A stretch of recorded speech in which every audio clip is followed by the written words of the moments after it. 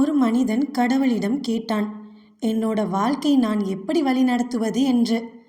கடவுள் சிரித்துக்கொண்டே சொன்னார், உன் அறையை போய் சுற்றிப்பார், அதில் எல்லா பதிலும் இருக்கிறது என்று.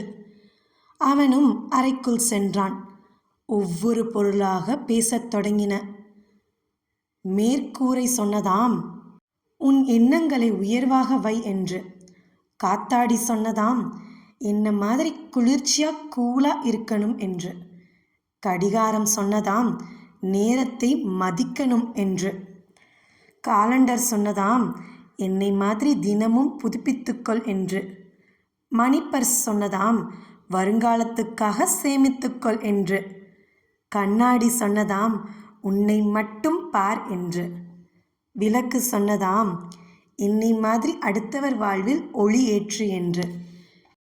ஜன்னல் சொன்னதாம், பரந்த மனப்பான்மையாக இரு என்று.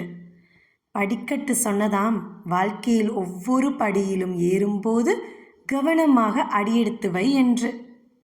இதுக்கு மேலே லைஃப்பில் நமக்கு வேறு மோட்டிவேஷன் இருக்காதுங்க. இது எனக்கு ரொம்ப பிடிச்சிருந்துச்சு படிக்கும் போது. அதுதான் உங்கள் எல்லாத்தையும் ஷேர் பண்ணேன்.